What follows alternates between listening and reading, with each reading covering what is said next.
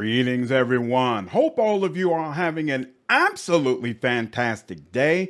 For the past few weeks, I've been doing a live stream of Pathfinder Wrath of the Righteous because Owlcat dropped a brand new update for Gold Dragon, and I wanted to experience some of the content. Many of you have reached out asking for the builds I've been using during this run, and now that we're finally in Act 5, I feel confident enough to go ahead and start releasing them. Let me know down in the comments how you feel about these builds, what you might change, and if you have any feedback on some additional content you would like to see regarding the game. The first character we're going to go over is Camellia, and I respect her into a Scald Inciter.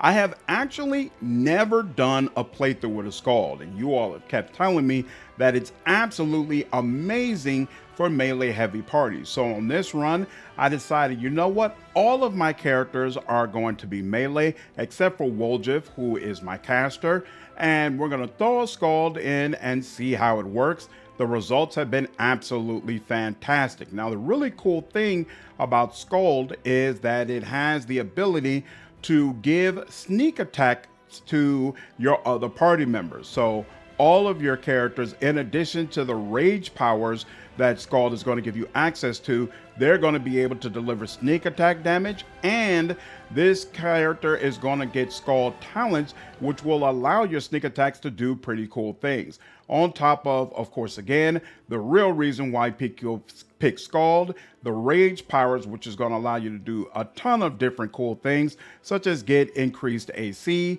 automatically have pounce, so you'll do full attacks when you charge, etc., etc. Really cool stuff, and I think this should work out quite well. So for Camellia, I used a mod called Respec mod, which allows me to respec all of the party members back down to 0. And some of the party members get more stats than your main character, so there is an option to select specifically how many stats they should get. There is a spreadsheet linked in the description below that has all the information you need in order to be able to respec Camellia properly.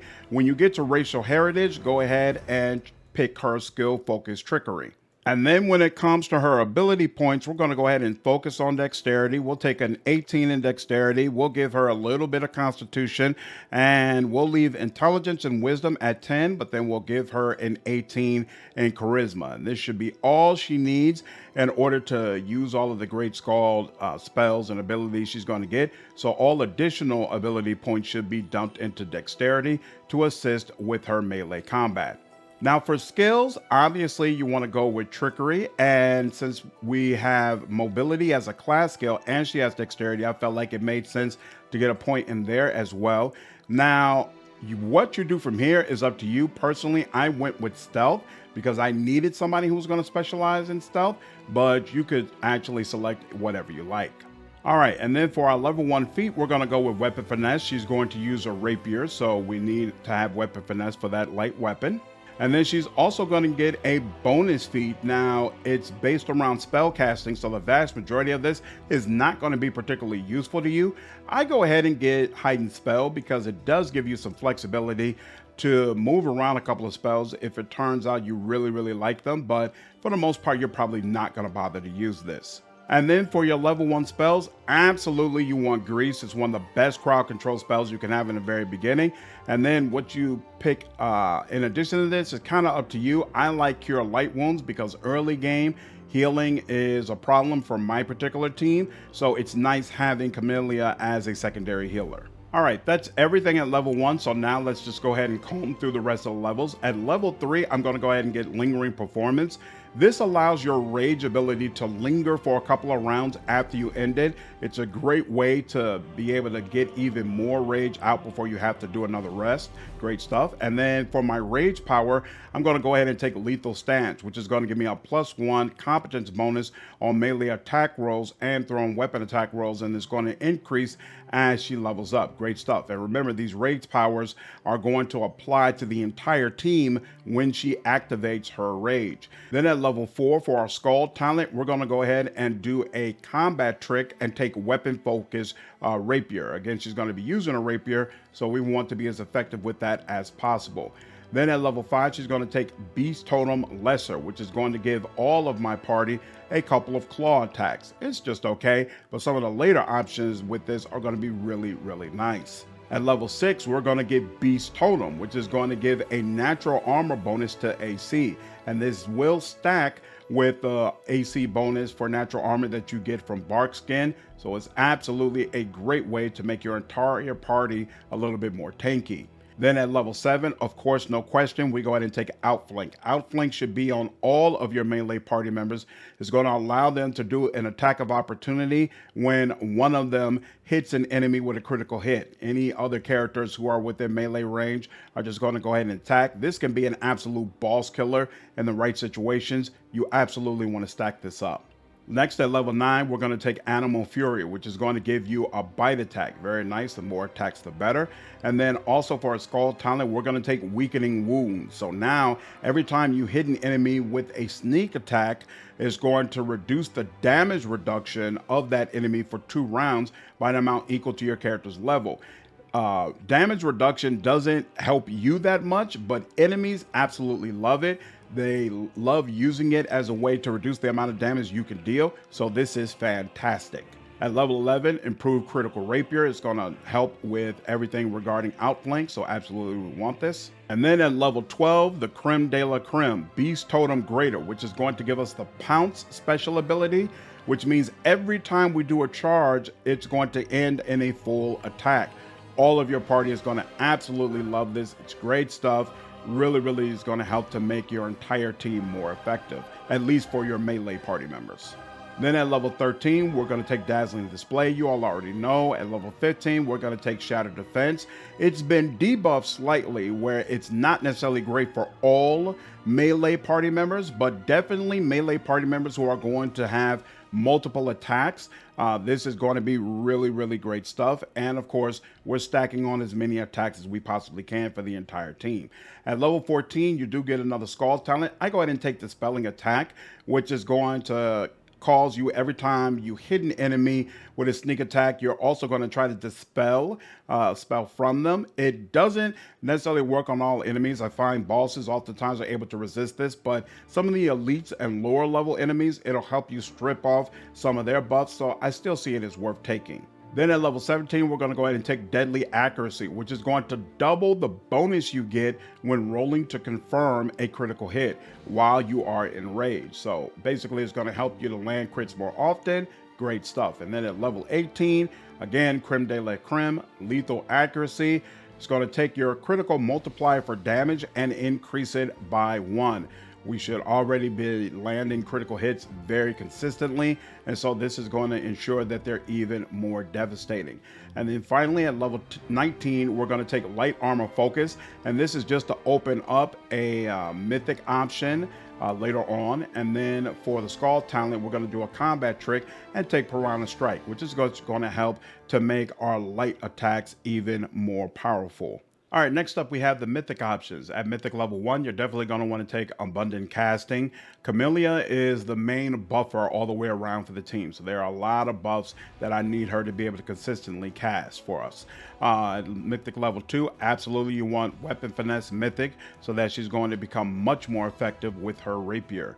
At Mythic level 3, we're going to take Mythic Inspiration, which is going to take all those rage bonuses and increase them by 1+1 for every 3 mythic ranks above the first. So it's going to make your rage even more powerful. Great stuff. At Mythic level 4, of course, we're going to take Improved Critical Mythic for Rapier, which is going to allow our critical hits with the Rapier to be even more impactful. At Mythic level 5, we'll take Improved Abundant Casting. So we delayed this some because Scald is not a full caster, if I remember correctly, right?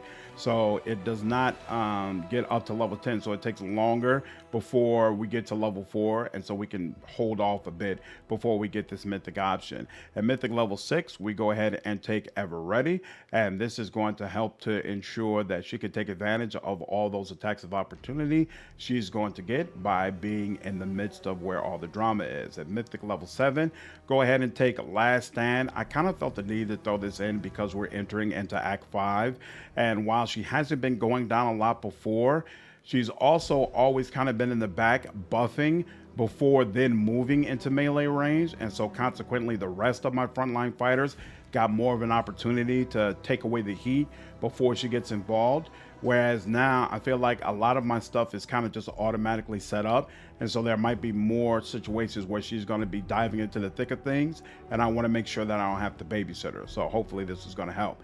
And then we're also going to take light armor assault, which is going to give us a bonus on attack and damage rolls for our rapier equal to half of our light armor's AC.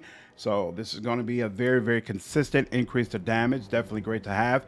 Keep in mind, this only works if you're wielding a finesse weapon. So this is absolutely perfect for Camellia.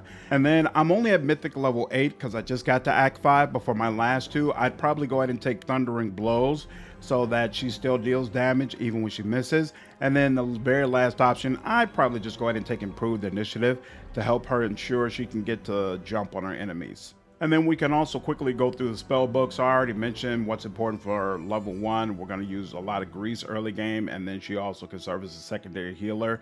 At spell level 2, she's going to be the main person casting heroism on all of the party. So very, very important we get this buff on all the people. And she's going to cast mirror image on herself to increase her own survivability. Long term, when we don't need heroism anymore, we can start putting blur on all the frontline fighters to increase their survivability, and catch grace on party members that really use dexterity until they have a belt that is going to give that +4 enhancement. Then at level 3, obviously want to keep Delay Poison Communal on at all times. Also keep on Featherstep Mask. There aren't a whole lot of situations where this comes into play, but we have it available, so I figured, you know what, we might as well just go ahead and cast it so that it's already on for our party when we need it. I do have the Bubble Buffs mod, so it's easy to ensure that my buffs are just always on and it's not cumbersome to get them all casted. Good Hope, no question, you're going to want to use this consistently, and once you do, that means you're no longer going to have to use heroism. And then of course, haste is something you're going to want to have on constantly. So I also have Woljif, who's a caster, and he's going to be the main person casting haste. But if he runs out and I don't want to quite rest yet, it's nice having Camellia with a few extra slots. And then displacement is something that I use during major boss battles, put it on the pets and help to make sure that they can stay up at all times. So definitely good for her to have that as well. At spell level 4, Dimension Door can be extremely important, most especially in Act 4, but just in general, there are situations where you'll want to be able to teleport. And then of course, Echolocation is really nice to ensure those concealed enemies are not a bother. I do use Camellia as a secondary healer, so I figured why not throw Cure Critical Wounds on her. And then Invisibility Greater is also something that I use during boss battles. Again, all of my characters are capable of sneak attacks, so my high damage characters, basically Davrin, Sela, and Windwalg, I make sure all of them have this during major boss battles so that they can hopefully rip the enemies apart. And then at level 5, it's nice having somebody else with the Spell Magic Greater. Of course, her caster level or DC is not going to be quite as high, but sometimes you really need to just strip a buff off, and it's nice having yet another person who can at least attempt to do that. Heroism Greater is going to take the place of Good Hope. She doesn't quite get enough slots to be able to effectively put this on the entire team for quite some time, and so I also gave this to Woljif, but it's a great buff. You absolutely want to make sure you have it on. And then finally at level 6, I go ahead and give my entire team Catch Grace and Eagle Splendor, along with putting Brilliant Inspiration on my major damage dealers. Again, Sela, my main character, and Windwalg during those tough boss battles. And that's pretty much how I use these spells. All right, now finally we can go ahead and take a look at the inventory for the head slot. She does have a +4 enhancement bonus to Charisma and Wisdom, and it also grants a +4 bonus on saving throws against mind-affecting conditions. Not bad. Then she has goggles that are going to give them a +10 competence bonus on Trickery. It also does it for Perception, but that's not nearly as important for her. The Trickery bonus is what she really likes. Cloak is a +4 resistance. She also has Ring of Summons, which is going to give all allies a +2 bonus to weapon damage rolls and on saving throws against attacks made or effects created by chaotic creatures. So again, she's our main buffer. It felt right to have this type of ring on her. She's got a ring of protection +4. And then she's got bracers, which provide a competence bonus on trickery skills that's outclassed by the goggles, but it also allows her to deal an additional 1d6 damage when making a sneak attack. So felt like it would be good to keep on. For the rapier, we've got Interceptor +5 Keen Rapier. I don't think that stacks with the critical hit feats I've already taken, but it's +5 rapier, still good to have. And then we've got a +4 buckler of protective elements. So the elemental portion doesn't really come into play all that often. I just wanted to get the highest level buckler that I possibly could. We do have the lockpicker keys to help her a little bit with trickery skill checks as well. Of course, her amulet slot is locked. And then for her armor, there might be better armor out there. In fact, there probably is. But again, I just started in Act 5. But this gives her a 6 armor class bonus and a 9 max dexterity. I could eventually try to switch this out for a light armor that has a higher AC, so I can make more use of the mythic option I selected. But for right now, I'm good on that because it does provide a +3 bonus to maximum dexterity, which is kind of cool. Then we also got the On the Brink of Death clothing, which is going to trigger whenever health is below 50. Each attack against the wearer has a chance to reflect dealt damage, so that's very nice. And she has a belt of +6 dexterity. Haven't found good gloves for her, and she would probably use the boots that give I believe a +9 to dexterity, but I haven't been able to create them with Storyteller yet. So hopefully sometime in the middle of this act, I'll be able to get around to that. All right, now we're in a combat scenario. We've got all the usual buffs on. So let's see. 75 and 196, and we are on core difficulty.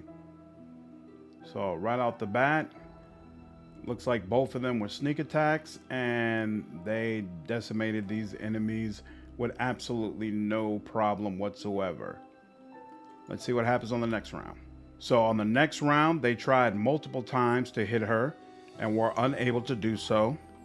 Her AC is 46, so it's not crazy at all.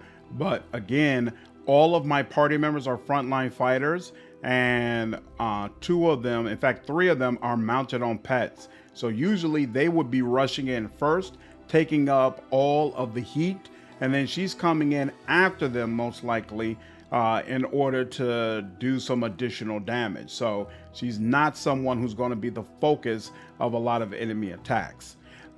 She's gonna now be able to do another full attack. And there we go. So she was able to hit and did 47 damage on the first go round. Then she got a critical hit and dealt 179 damage. Very, very nice.